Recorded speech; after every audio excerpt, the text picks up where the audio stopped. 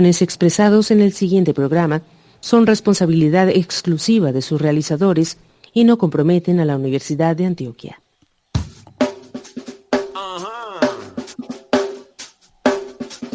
Yo, es sábado en la mañana, no tengo prisa por salir. Aquí comienza Sábado por la Mañana, la radiorevista familiar de la emisora cultural Universidad de Antioquia, Sistema de Radio Educativa. Sábado por la Mañana, más allá del fin de semana. Bienvenidos.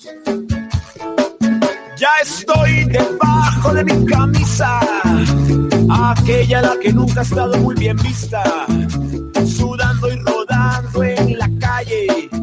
Ya tengo mi apuesta, mi mejor sonrisa.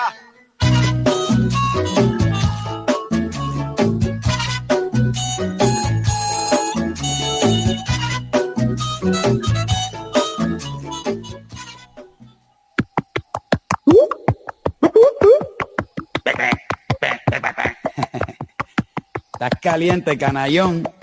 Oye, esto es para todos los policías que se portan mal. Para los que se porten bien, pues están tranquilos. Los que se portan mal, esto es para ustedes. Oye, de parte de la calle 13, para todo el mundo. A fuego, dile.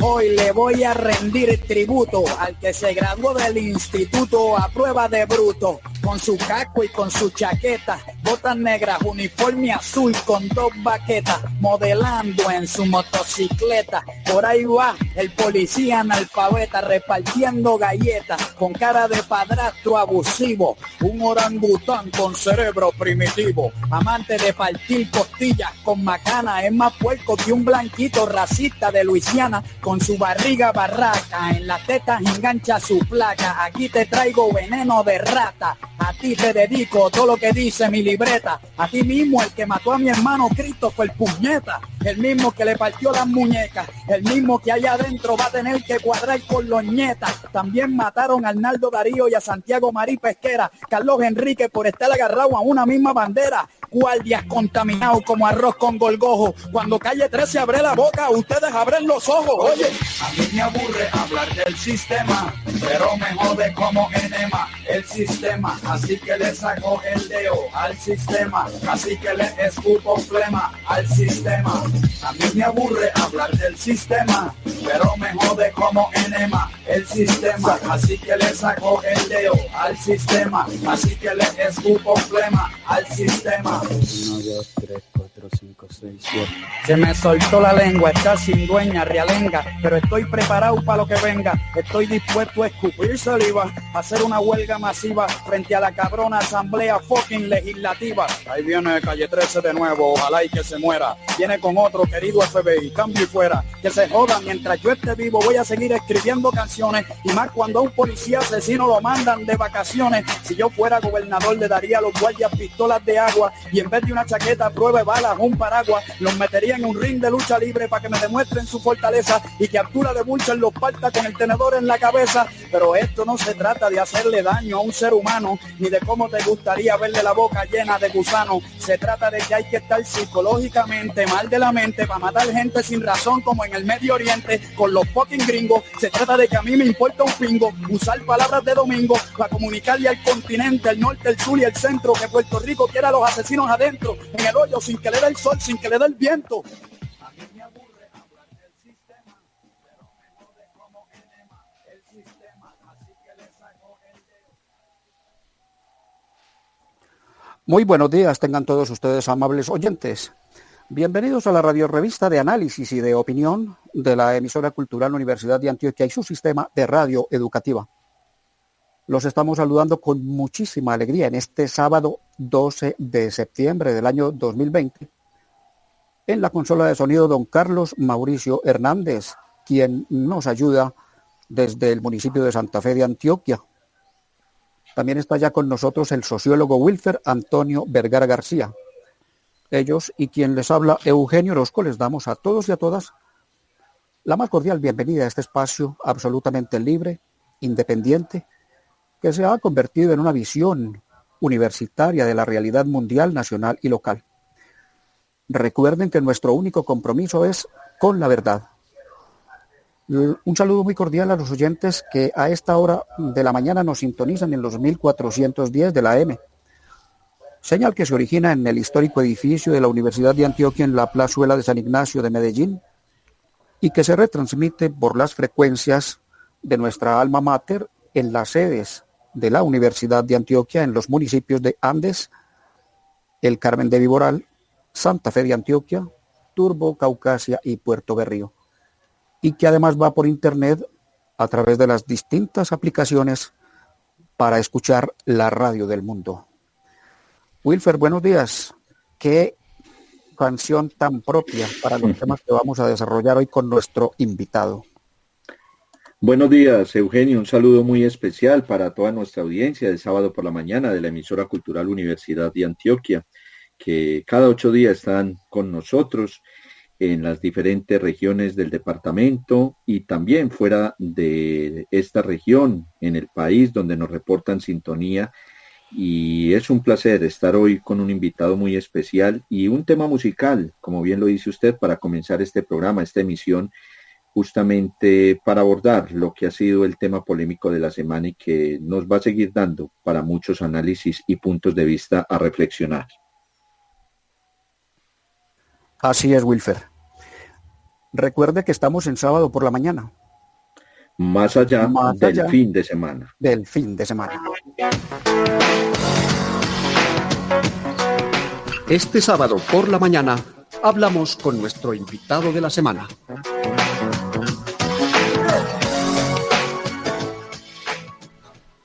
Lo invito, Wilfer, para que nos traslademos en nuestra imaginación a la finca El Porce, en el municipio de Tuluá, en el Valle del Cauca, para que visitemos a uno de los personajes más polémicos, pero al mismo tiempo más admirados de nuestro país. El escritor, columnista, profesor universitario y muchas cosas más, Gustavo Álvarez Gardiazabal.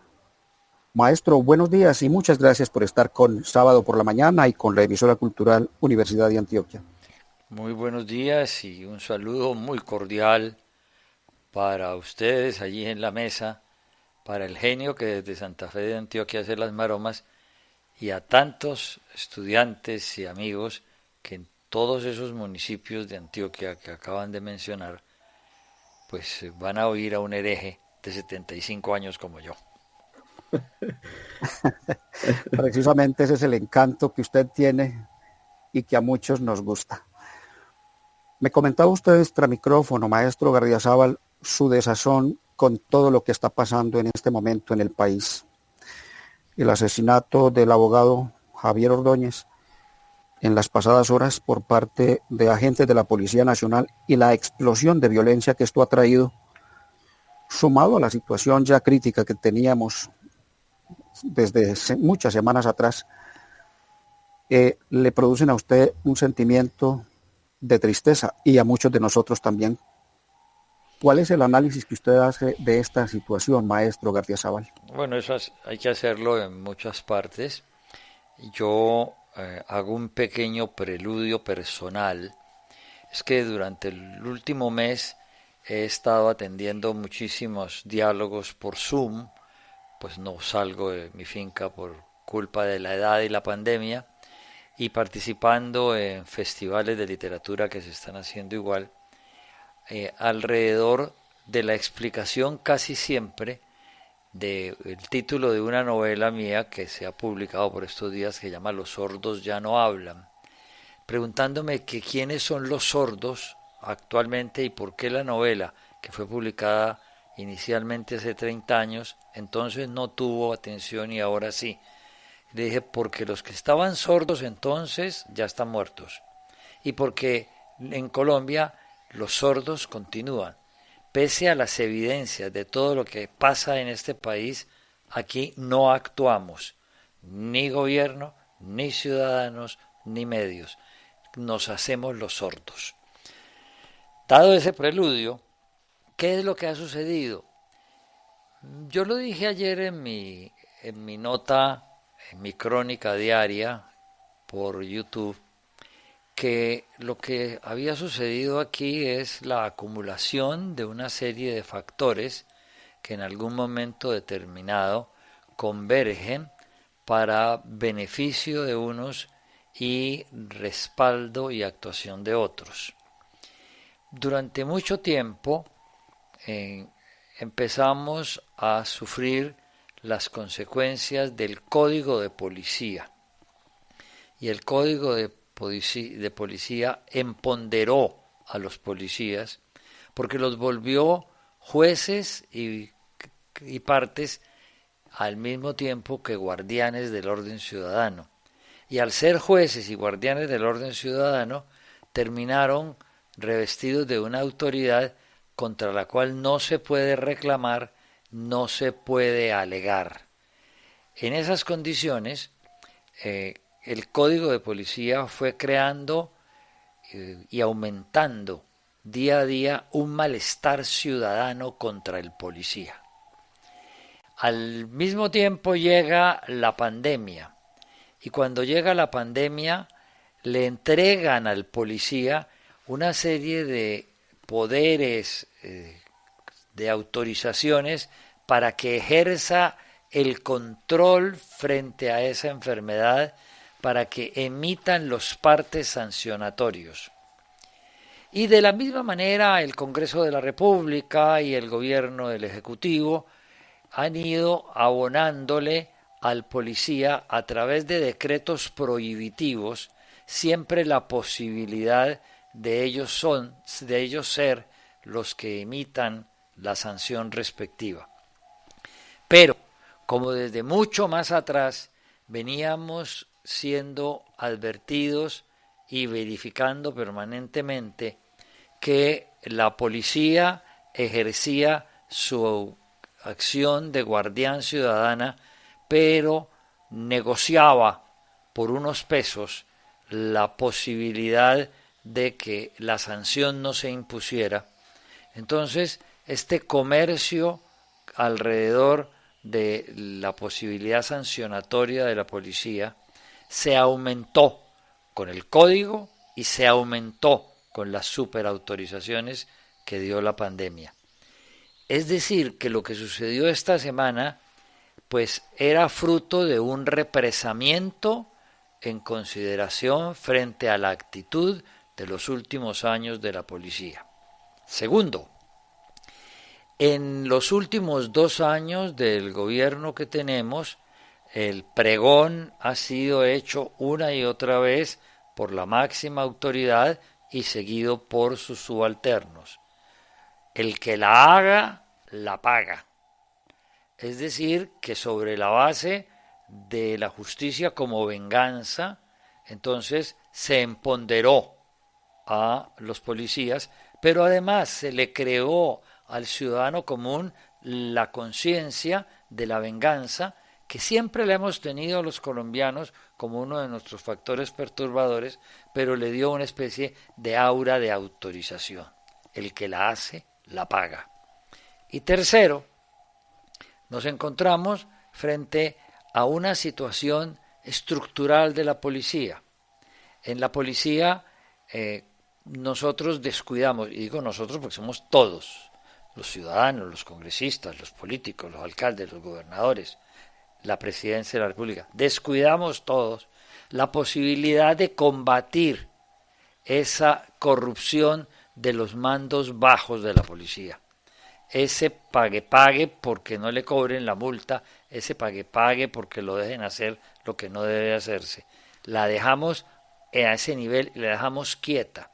Pero tampoco hicimos investigaciones debidas sobre las actuaciones de los oficiales que con su sistema extorsivo pueden haber conseguido muchos réditos mayores y repartidos hacia abajo en la escala de la pirámide. Esa no la tocamos casi nunca.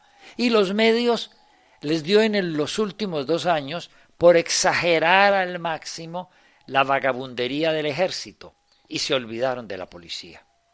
Entonces en la policía sucedió un episodio que había podido causar un trauma político mayúsculo. Recuerden ustedes que Eugenio y Wilfred, que en la policía el inspector general es la persona que supervisa todos los actos, desde el director hasta un policía de la calle. Este inspector general, él estaba siendo ejercido por el general Salamanca. Él sorprendió al director de la policía y le advirtió que lo estaba haciendo mal y empezó a investigarlo. El director de la policía, entonces, dentro de esa estructura que tiene la policía ambigua y piramidal, mandó a vacaciones al inspector general, al general Salamanca, por 13 meses. Fue tan evidente, tan protuberante, tan grosera la actitud del director de la policía, que hecho pública esta situación del general Salamanca, al presidente de la República y a su ministro de Defensa no les quedó más remedio que hacer reversar la orden del director de la policía y reintegrar al general Salamanca al cargo de inspector. Pero ¡oh sorpresa! Porque esa es la dualidad de este gobierno que genera todas estas cosas. Dejaron a los dos generales, al director y a Salamanca, dentro de la policía y en ejercicio. No han sido capaces de renovar la nómina directiva de la policía, de que esa cúpula de la policía haya sido cambiada pese a este incidente. No, porque le tienen pánico al fantasma del general Naranjo, que dejó de ejercer la vicepresidencia hace 2 años, pero este fantasma sigue interviniendo de alguna manera dentro de la policía. Todos estos factores llevan a una población que ha sufrido durante 6 meses un manejo de la pandemia descontrolado. Nos mandaron a encerrar cuando no era el momento, nos mandaron a salir cuando no era el momento, tomaron decisiones contra los muchachitos y contra los viejos, tomaron decisiones contra la gente, no fueron humanos en el manejo por copiar los extremos. Entonces hay un amontonamiento de sentimiento y ese amontonamiento de sentimiento explota contra quien pueda aparecer, el uniformado. Y por eso en este cóctel que estoy mencionando aparece el segundo punto. Y el tercero es que desde noviembre del año pasado quedaron frenadas una serie de manifestaciones que tenían indudablemente, si no un origen político, por lo menos sí un fin político, que era generar un descontento nacional, imitar lo que estaba pasando en Chile, lo que estaba pasando en el Perú, lo que estaba pasando en Bolivia, y por alguna razón, porque el temperamento del colombiano apenas se acerca a diciembre, se va alegrando y mamando de responsabilidades como las de empuñar una bandera, el fenómeno quedó trunco. Mientras tanto descubrimos que lejos de eso no está el patrocinio de un señor Soros, que le gusta patrocinar el caos en toda parte del mundo, para él invertir en medio del caos porque las acciones y las inversiones bajan de precio. Y después ayuda a los que ganan después del caos, a los que sobrevivan después del caos, les ayuda para él volver a subir el precio de las inversiones y las acciones y revender lo que compró barato.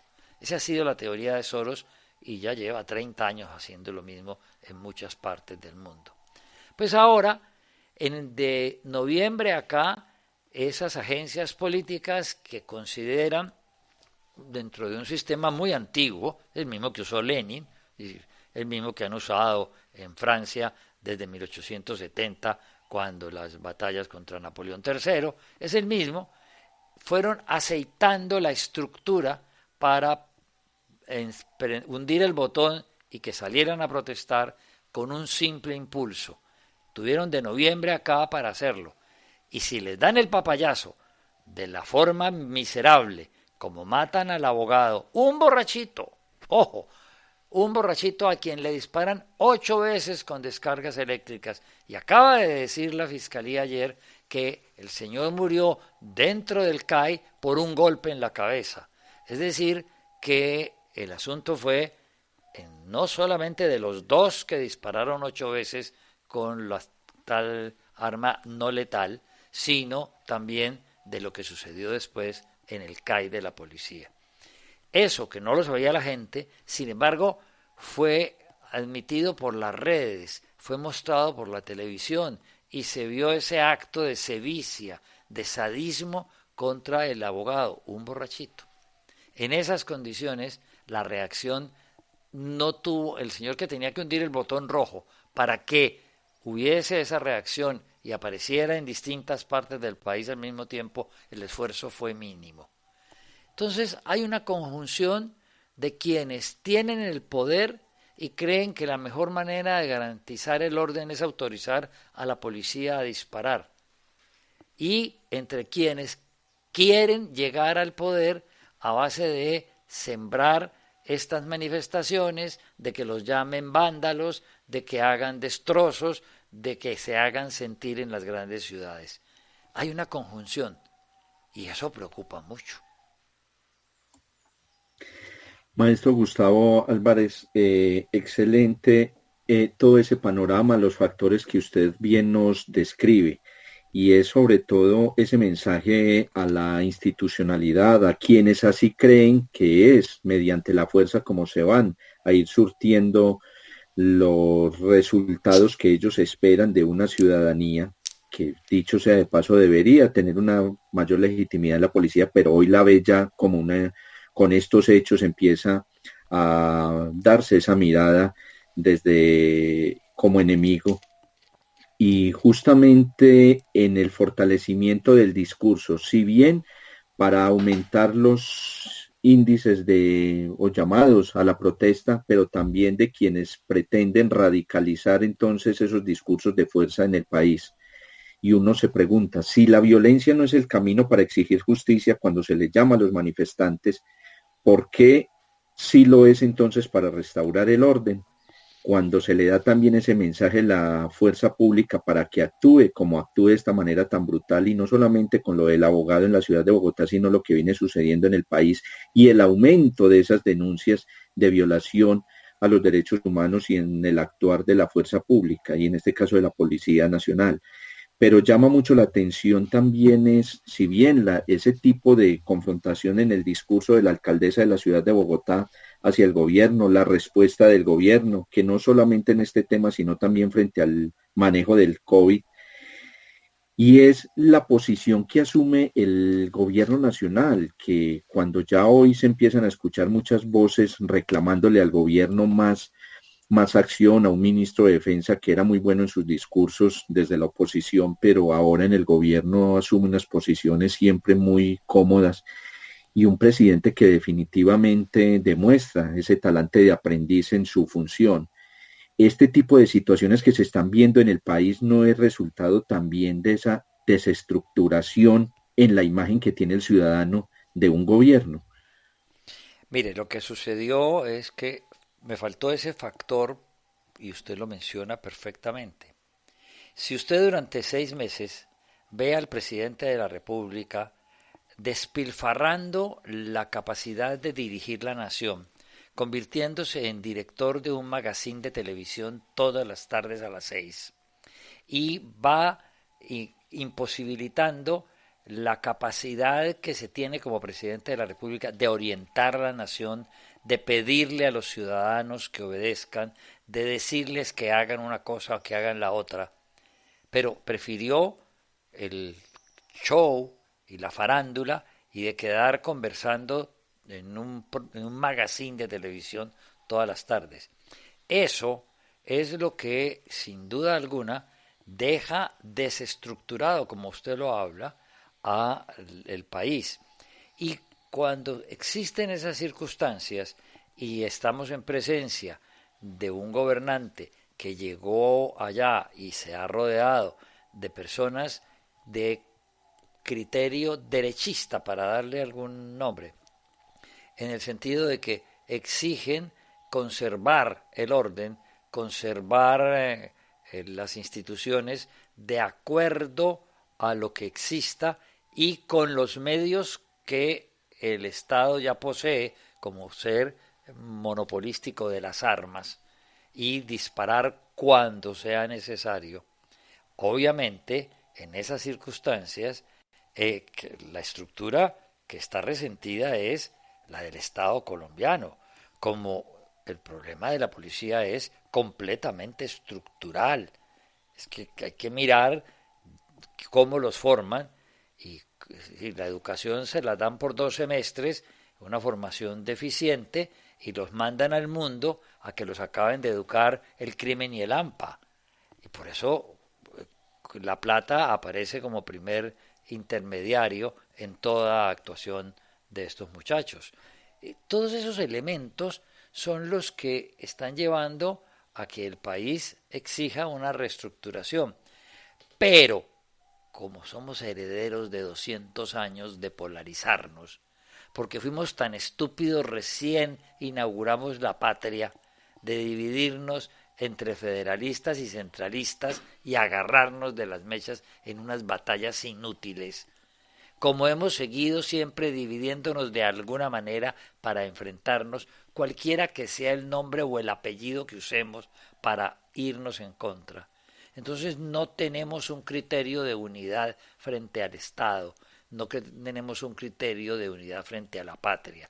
En este momento lo que deberíamos era ponernos de acuerdo todos, así pensemos distinto.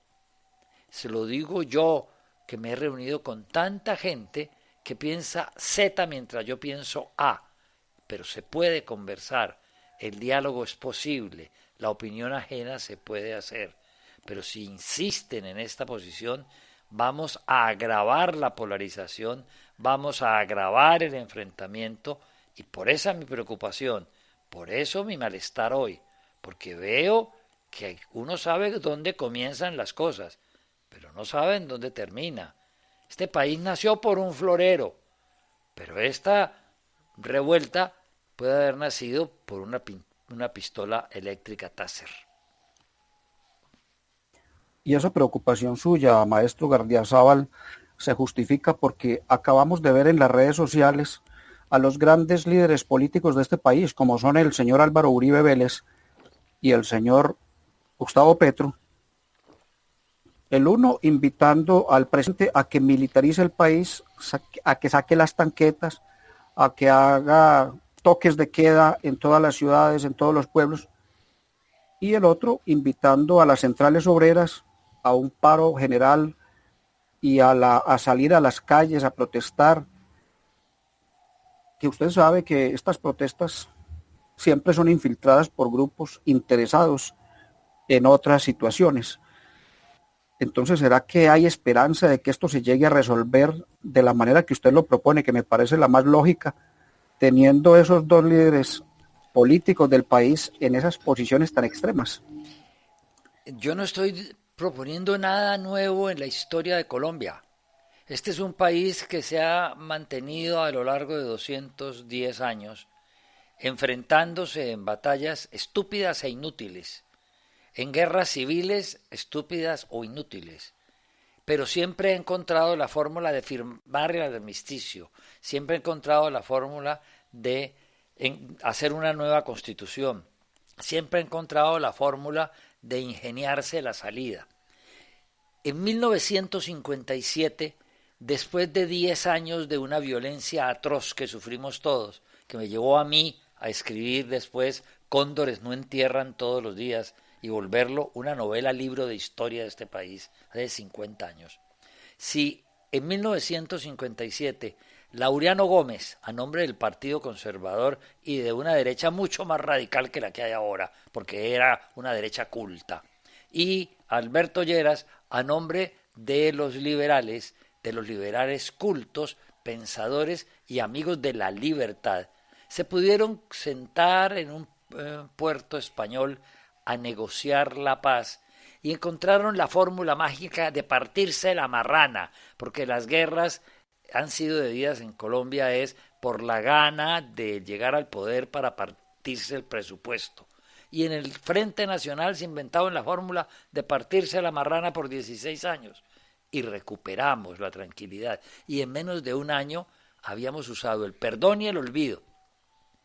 y habíamos hecho una paz general, no una paz exclusiva y excluyente como la que hizo Santos en La Habana, ni mucho menos fuimos capaces de volver a repetir lo que se pudo tolerar, que eran las disidencias, la voz de López Miquelsen, la voz de Rojas Pinilla o de Jorge Leiva, que se oponían a ese pacto, porque era de tal fuerza el entendimiento, era de tal fuerza el perdón y el olvido, que todos nos pusimos de acuerdo y el país salió adelante. Es decir, eso se puede hacer, se pueden sentar, hay que buscar la fórmula y buscar la salida como lo hicieron Laureano y Lleras, pero no podemos seguir en este plan de abusar del poder que ya se tiene establecido, que ha sido concedido por las elecciones, y de las redes sociales y de la capacidad de promoción de quienes quieran llegar al poder generando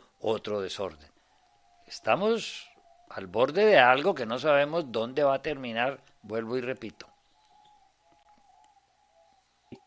Y bien lo dice usted, maestro Gustavo Álvarez Gardiazabal, parecemos siempre estar patinando en el mismo círculo vicioso, estar en todo ese ritmo cíclico de nuestra historia. Bien lo enuncia, lo referencia usted, el tema de lo que fue la creación de la supuesta historia republicana nuestra, y recordemos cuando usted habla sobre ese tema del florero de Llorente, lo que fueron las guerras civiles, los federalistas, los centralistas, lo que vino después por allá antes de terminar ese siglo XVIII, siglo XIX, cuando se empieza también esas divisiones entre lo que se llamó luego el proceso de la regeneración.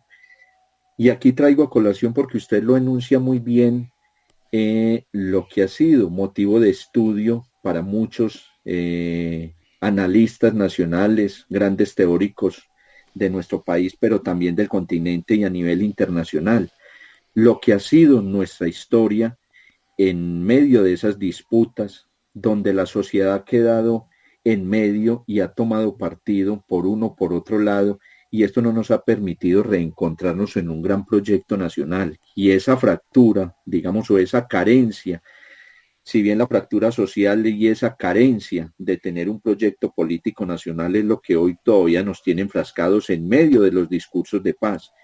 Y traigo a colación, ya que usted bien lo enuncia, también es importante el libro que hace parte de la historia de la literatura nacional, como lo fue su obra Cóndor y no entierran todos los días, que enunció, dio a conocer lo que fueron todos esos estados y vejámenes de violencia entre liberales y conservadores, y traer a colación también un importante estudio que en su momento hiciera Jonathan Haflin, un inglés que hace parte de toda esa escuela de los colombianistas en Inglaterra y también en Francia, cuando en un libro de la política del régimen de coalición, haciendo referencia al Frente Nacional, decía que definitivamente aquí el poder de la República en Colombia, y lo hablaba a partir de esa experiencia del Frente Nacional, hacía Jonathan Haflin la alusión a ese discurso del consociacionalismo, muy acomodado este término para lo que fueron esas conveniencias de las élites políticas.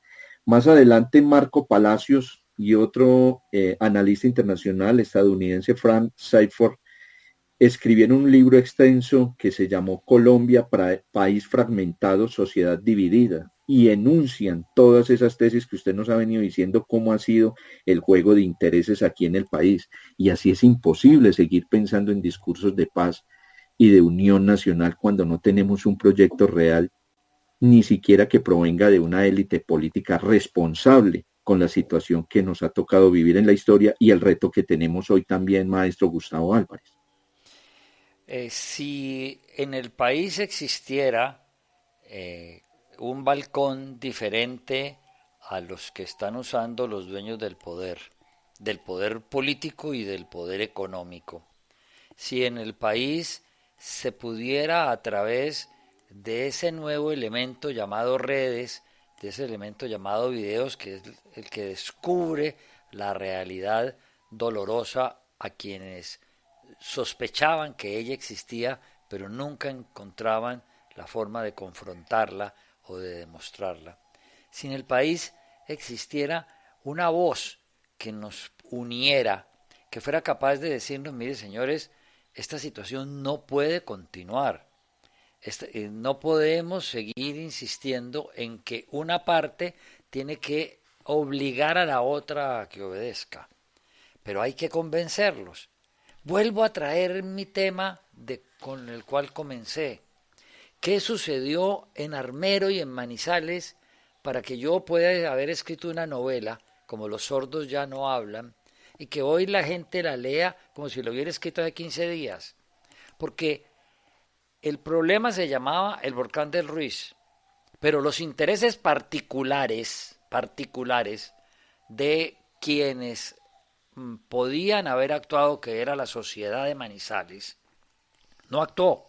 No le pusieron sismógrafo al volcán del Ruiz, sino un año después de que estalló. Allá me echaba en el cuento, porque yo libré una pelea periodística durante 4 años antes, advirtiendo que eso iba a pasar.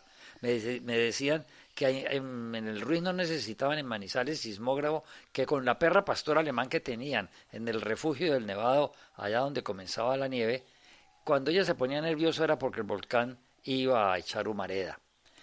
Pero al mismo tiempo apareció la sociedad de Armero, que sabía muy bien que eso podía pasar, pero nadie quiso oír que en 1859 ya había arrasado con todo lo que quedaba al lado del río Lagunilla, pero que ahí fundaron la ciudad. Nadie quiso escuchar esas voces. Y el gobierno nacional sí que menos. Existe en los anales de la Cámara y en Wikipedia lo pueden encontrar si buscan la biografía de Iván Duque Escobar, que era el ministro de Minas, cómo se enfrenta a un manizalita, Hernando Arango Bonedero, que había sido alcalde del pueblo y pensaba distinto a sus conciudadanos. Se enfrentan porque él le imploraba que pusieran un sismógrafo, que eso iba a estallar y que no se sabía para cuál lado iba a estallar, si para el lado de Chinchiná y Manizales o para el lado de Armero. Y obviamente el ministro de Minas, Iván Duque Escobar, no paró bolas. Aquí se repiten las historias y se repiten los nombres. Aquí se repiten las actitudes para no ponernos de acuerdo. Aquí se repiten las polarizaciones. Los intereses particulares priman por encima de la lógica. Vea, esta semana volvieron a sacar a relucir la posibilidad de hacer el puerto de Tribugá para cometer no solo un crimen ecológico, sino un crimen financiero al país. Y se les olvida que hace 25 años el Corpes mandó a hacer una investigación sobre Tribugá y encontró que ese puerto no será nunca de aguas profundas porque existe una barrera de roca muy dura a solo 2 kilómetros de entrada a la bahía de Tribugá que impediría el paso de buques y que no se puede romper. Pero aquí no voltean a mirar hacia atrás. Entonces, como no voltean a mirar hacia atrás, repetimos lo que dice algún pensador de esos que usted ha leído. ¿Qué pueblo que repite sus errores está condenado a desaparecer? Porque no los aprende, no aprende de ellos. Y aún así, maestro Gustavo Álvarez, nos quieren seguir sumiendo ante esa falta de liderazgos, seguir asumiendo como si fuera un problema nacional los líos jurídicos del expresidente Álvaro Uribe, como si fuera pues un tema si bien de trascendencia en materia de justicia, pero nos lo tratan de hacer ver como si el caso fuera de un interés general donde hubiera esa unanimidad en el sentimiento, pero resulta que el tema de Álvaro Uribe genera más división y odios que amores. Y usted bien relata un tema que ha sido muy característico en nuestra historia, además, esa división de regiones y sobre todo lo que se ha tejido en esa creación de esos regionalismos y esos feudalismos políticos que tampoco han permitido el proyecto nacional del cual todos podríamos hacer referencia, digamos, como en ese sueño de nación y país Colombia.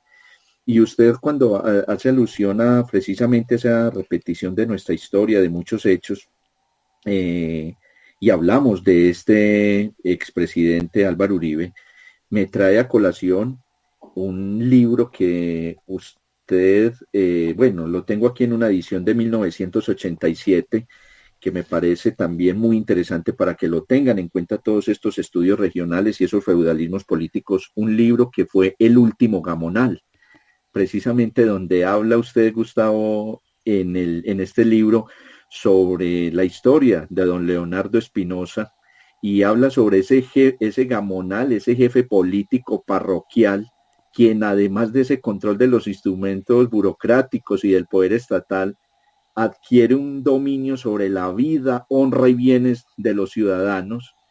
Además, fundamenta o sostiene todo su accionar en el terror y en la insaciable acumulación de dinero hasta llegar a tener un control de los hilos de la vida de ese pueblo. Bien interesante que a nuestros oyentes vuelvan a retomar este importante texto, reitero, de una edición que saliera de Plaza y Janés en 1987, pero que es bien interesante para volver a tomar todo lo que son esos feudalismos políticos regionales y estos gamonalismos que todavía perviven en nuestra historia.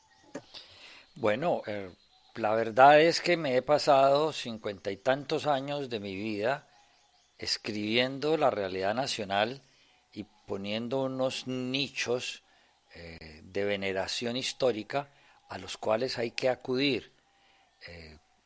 Pues por supuesto, cuando esos libros han aparecido me han dado garrote miserable. Yo no he salido de la provincia, yo no fui a París a lavar platos para decir que estaba en otra parte. Yo no me fui a Bogotá a implorar que me publicaran una columna en los periódicos bogotanos. Yo no fui marxista cuando había que ser marxista para poder que la crítica literaria internacional lo admitiera. Yo me opuse drásticamente desde mi vida universitaria a la extrema derecha que yo llamaba la mano negra. El garrote me ha venido de lado y lado.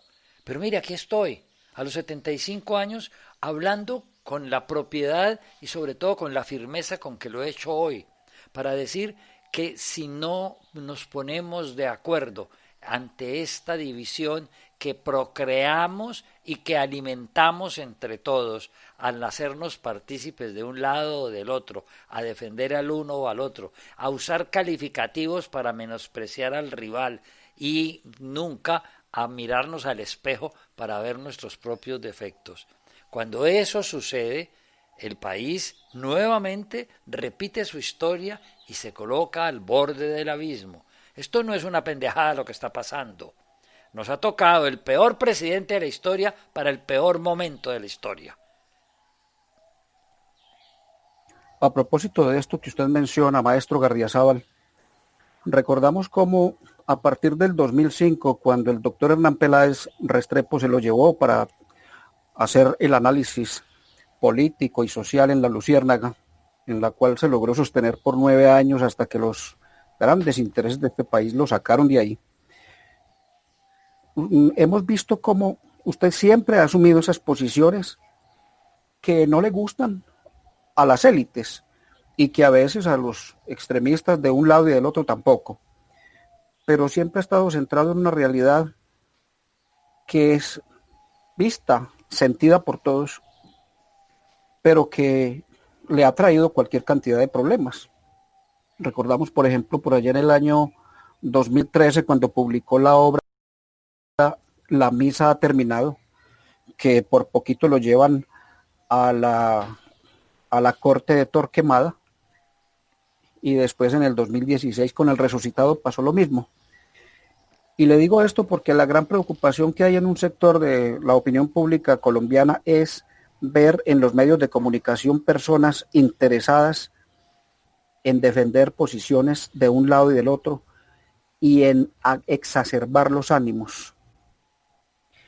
¿Cómo ve usted esta situación, maestro? Vea, lo dije al comienzo cuando hacía la radiografía de las circunstancias que nos llevan a esta difícil posición. Dije que los medios de comunicación habían exagerado al mostrar e investigar las vagabunderías del ejército y se olvidaron de la policía, que todos sabíamos que cobraba por el semáforo en rojo, que cobraba en la carretera, que cobraba en otra parte. Entonces los mandos, el policía raso, lo olvidamos, que era el sostén de ese nivel de corrupción que ahora florece. Cuando usted la potencializa y le da armas de todo tipo, cuando usted sale a apoyar y decir, usted no puede llamar asesino a un par de personas que mataron a un tipo delante de las cámaras ante todo el mundo. Entonces uno dice, bueno, ya hemos llegado al sitio en donde teníamos que llegar. El que maneja el Estado sale en defensa de quienes están haciendo eso. Lo mismo hacía don Leonardo Espinosa, el que usted referenciaba, el último gamonal en el pueblo de Trujillo. Manejaba todos los hilos. Entonces, si fulano lo mataban, bueno, podía hacerlo. Ayer circuló, y antier sobre todo, circuló una advertencia mostrando las veces que había sido conminado el abogado Ordóñez, muerto en el incidente que sirve de florero de Llorente en este momento. Y mostraban que el tipo pues, era un borrachito que vivía peleando con la mujer y que la mujer le tuvo que poner conminaciones como se las ponen en tantos hogares en este país. Y entonces mostraron eso como si fueran unos delitos gravísimos y que por lo tanto quien le pegaba a una mujer o le pegaba a su esposa tenía el derecho a que lo mataran. ¡Qué horror! ¿Hasta dónde hemos llegado en el fanatismo para defender una institución o para defender una estructura de gobierno? No podemos llegar allá porque de allí a darnos bala otra vez como lo hicimos en la violencia, como lo hicimos en las guerras civiles, estamos a un paso. Es que este país no le enseñaron cómo fue la guerra de los 1000 días. Salió un libro hace 2 años de un muchacho, Daniel Ferreira, de Santander, muy bien escrito, que llama El año del sol negro, pero eran 600 páginas, la gente no lo leyó, pero ahí está la historia de la guerra de los 1000 días y de la batalla de Palo Negro, que fue una sangrienta y estúpida batalla donde hoy queda el aeropuerto de Bucaramanga. Este es un país en donde los intelectuales nos hemos dado el lujo de recordarle a la patria que no se vaya por donde va porque va a caer en un hueco, pero cuando caigan en el hueco seguramente no faltará quien nos oiga y nosotros podamos darle la mano. Yo ya estoy muy viejo, pero por lo menos ganas no me faltan de seguirle diciendo a mis compatriotas, cuidado, por donde vamos, vamos mal. Justamente a eso me refería ahora cuando hacía alusión a ese texto importante que relata esas historias de vida política de las regiones y en el libro El último gamonal. Y muchos más obras, usted bien lo dice, de este autor Ferreira de Santander, lo que se constituyó también en un importante texto como fue Viento Seco, escrito ahí por un coterráneo suyo en el Valle del Cauca, por Andrés Caicedo. Viento Seco, donde habla sobre todos esos vejámenes de la violencia, esa violencia en los territorios, violencia que no hemos dejado, violencia que seguimos siendo nosotros testigos auditivos de esos hechos que se ocurren en el país. Pero definitivamente uno creería que cuando Colombia se jacta de decir de una democracia fortalecida, cuando Colombia se habla de muy buenos procesos educativos y se jacta a nivel de la región de tener unos buenos niveles de educación, de formación, cuando Colombia se habla como uno de los países que se muestra contemporáneo con los discursos de la modernidad, definitivamente hace mucha falta la lectura, volver a todos estos textos. Y usted bien lo dice, la pereza intelectual que hay hoy, pues uno podría decir de ciertos sectores de clases bajas o populares, pues, pero que falte la lectura incluso dentro de los mismos profesionales universitarios y muchos profesionales con todas las posibilidades de formación que hay hoy en el país y tratemos de desconocer lo que nos ha tocado vivir. Esto sí es todavía más lamentable. Y qué bueno que ojalá nuestros oyentes vuelvan a estos importantes libros que hemos referenciado, el Cóndor y no entierran todos los días, El último gamonal, obras como Viento Seco, y por qué no, un texto también que es importantísimo de su autoría como fue Manual de Crítica Literaria, al menos para que entremos un poquito en ese tema también de analizar la literatura y sobre todo estos importantes libros que se toman en referencia. Bueno, estamos hablando en un momento en que de la canasta familiar fue eliminado hace 6 meses la posibilidad de comprar libros. Estamos desde hace varios años viendo cómo la lectura en pantalla, ya sea en el computador o en el smart, la gente no la hace más de 10 o 12 páginas, se encandelilla y no sigue. Entonces, como no fue eliminada de la canasta la posibilidad de comprar libros, las librerías que han sobrevivido a esta pandemia, pues son muy poquitas, y las que hay escasamente venden uno de los 10 libros que antes vendían semanalmente de un texto.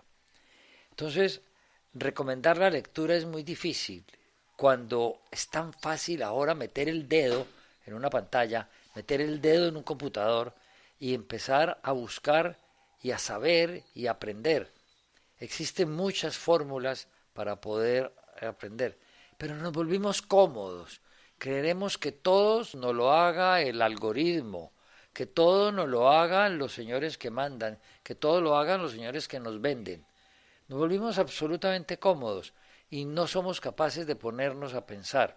Si aquí en Colombia apareciera, tendrá que ser en una novela mía, porque pues, en la realidad jamás será, un candidato a la presidencia que dijera: yo lo único que quiero es que el 7 de agosto, apenas me posesiona, cerrar las Cortes, cerrar el Congreso y reorganizar las Fuerzas Armadas y la policía. Seguramente saldría con la más grande mayoría, pero ¿quién lo va a dejar surgir?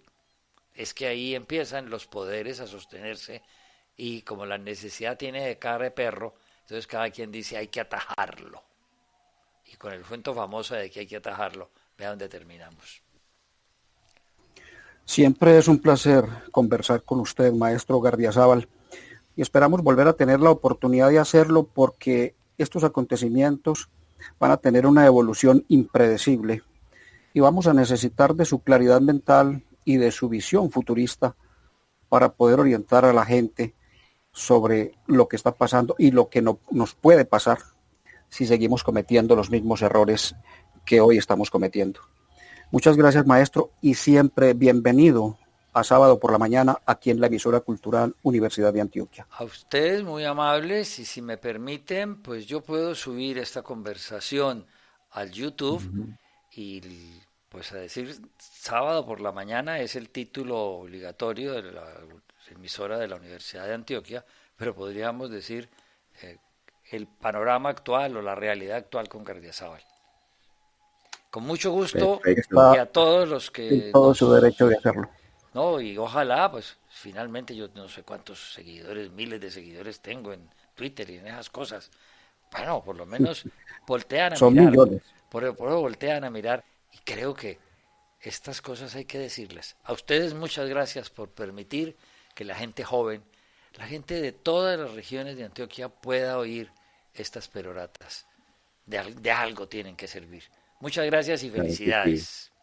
Muchas gracias, maestro Gustavo Álvarez Gardiazabal, y siempre bienvenido.